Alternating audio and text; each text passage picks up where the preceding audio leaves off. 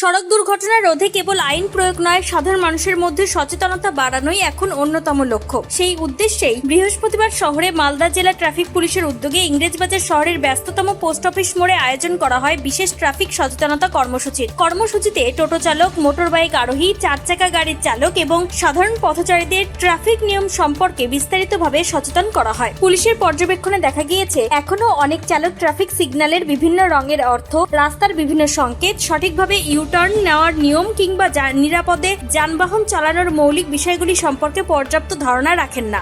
এর ফলে অনেক সময় ছোটখাটো ভুল বড় দুর্ঘটনার কারণ হয়ে দাঁড়ায়। এই কর্মসূচিতে ট্রাফিক পুলিশ আধিকারিকরা উপস্থিত থেকে চালকদের ট্রাফিক আইন মেনে চলার গুরুত্ব বোঝান। পাশাপাশি সিগন্যাল অমান্য না করা, মোটর বাইক চালানোর সময় বাধ্যতামূলকভাবে হেলমেট ব্যবহার, নির্ধারিত গতিসীমা বজায় রাখা এবং পথচারীদের নিরাপত্তা সংক্রান্ত বিভিন্ন বিষয় তুলে ধরা হয়। উপস্থিত সকলের হাতে সড়ক নিরাপত্তা সম্পর্কিত তথ্য সম্বলিত লিফলেটও তুলে দেওয়া হয়। এই প্রসঙ্গে প্রতিক্রিয়া কি বলেছেন শহরের একজন গাড়ি চালক উৎপল সরকার, শুনুন। দাদা, আপনি কি কাজ করেন? বুঝি পোস্ট অফিস মোড়ে ডিস্ট্রিক্ট ট্রাফিক পুলিশ কি বুঝাচ্ছে আপনাদের টোটোওয়ালাদের? অনেক ধরনের সিগন্যাল, ইউটার্ন, যেখানে নো পার্কিংয়ের আছে, পার্কিং মানা, সেখানে ওগুলো বোঝাচ্ছে স্যার। এই উদ্যোগটা কীভাবে দেখছেন? হ্যাঁ, এই উদ্যোগটা কীভাবে দেখছেন? খুব ভালো লাগলো, স্যার বোঝালো, খুব সুন্দরভাবে বোঝালো। সবাইকে এটা বোঝা উচিত যে পাবলিক টোটো বা যে কোনো গাড়ি ঠিকঠাক করে চালায়, যাতে দুর্ঘটনা না ঘটে, অ্যাক্সিডেন্ট না হয়। যদি আপনাদের অনেক টোটোওয়ালাকে দেখি সিগন্যাল সিগন্যাল কিছু বুঝতে পারে না, গ্রামের লোকজন অনেকে বুঝতে পারে না, এটা কিন্তু বোঝা উচিত। যেভাবে স্যার দেখালেন এই জিনিসটা অবশ্যই বোঝা উচিত, বোঝার ব্যাপার আছে, একটা বোঝার ব্যাপার আছে। কি সিগন্যাল বুঝালো বলছে?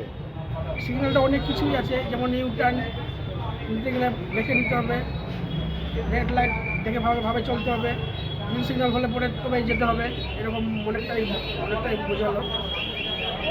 আপনার নাম? আমার নাম উৎপল সরকার। হ্যাঁ, উৎপল সরকার। পুলিশ আধিকারিকদের বক্তব্য, দুর্ঘটনা কমাতে কেবল জরিমানা বা আইনি ব্যবস্থা যথেষ্ট নয়। মানুষ যদি নিজে থেকে ট্রাফিক আইন মেনে চলার অভ্যাস গড়ে তোলেন, তাহলে সড়ক অনেক বেশি নিরাপদ হয়ে উঠবে। তাই নিয়মিতভাবে জেলার বিভিন্ন গুরুত্বপূর্ণ মোড়, বাজার এলাকা ও জনবহুল স্থানে এই ধরনের সচেতনতামূলক কর্মসূচি চালিয়ে যাওয়ার পরিকল্পনা রয়েছে। ট্রাফিক সচেতনতা নিয়ে এমন উদ্যোগের বিষয়ে কি বলেছেন একজন ট্রাফিক অফিসার, শোনাবো। তাহলে আপনাকে কি করতে হবে? অপেক্ষা করতে হবে। ওদিক থেকে যদি কোনো গাড়ি আসে, ওই গাড়িকে আসতে দিতে হবে। গাড়িটা চলে আসতে গেলে তারপরে আপনারা যাবেন। তাহলে ন্যারো ব্রিজ, বুঝতে পারলেন? হ্যাঁ, এইটা হলো রোড ন্যারো ব্রিজ। এই রোড ন্যারো ব্রিজটা কোথায় পাবেন? এটা মধুঘাটের ব্রিজটা দেখেছেন তো? ন্যাশনাল হাইটা কত চওড়া, মধুঘাটের ব্রিজটা পাতলা, ঠিক না? মানে রোড আছে, রোডের সাইজে ব্রিজটা নেই, কিন্তু ব্রিজটা ছোট পাতলা, মানে চওড়াতে কম। বুঝতে পারলেন তো? এই চিহ্ন দেখলে বুঝবেন। কোথায় গেল? আর এটা হচ্ছে স্কুলের এই চিহ্নটা দেখলে বুঝতে পারবেন যে স্কুল এরিয়া, বাচ্চা টাচ্চা স্টুডেন্ট পারাপার হবে, যাতায়াত করবে, ঠিক না? মাস্টারমশাইরা যাবে। এই এরিয়া, এই চিহ্নটা দেখতে গেলে মনে করবেন যে স্কুল আছে, আমি ধীর গতিতে যাই। কারণ বাচ্চারা তো অত পরিপুষ্ট না যে কোন দিক থেকে কোন গাড়ি আসছে, ওই জন্য আপনাদেরকেই বুঝতে হবে যে আমি স্লো যেন যাই। তারপরে এটা হচ্ছে 30 কিলোমিটার পার আওয়ার, এই চিহ্নটা, যে আমি 30 কিলোমিটারের স্পিডের বেশি যেতে পারবো না, মানে বেশি স্পিড করতে পারবো না গাড়ি। এই চিহ্নটা থাকলে বুঝতে হবে যে 30 কিলোমিটারই চালাতে হবে আমাকে স্পিডে।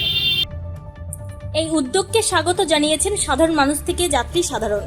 তাদের মতে নিয়ম সম্পর্কে স্পষ্ট ধারণা থাকলে দুর্ঘটনার ঝুঁকি যেমন কমবে, তেমনি নিরাপদ ও শৃঙ্খলাপূর্ণ যান চলাচলের পরিবেশও গড়ে উঠবে। মালদা থেকে স্বপন চক্রবর্তীর রিপোর্ট, টাইমস 14 বাংলা।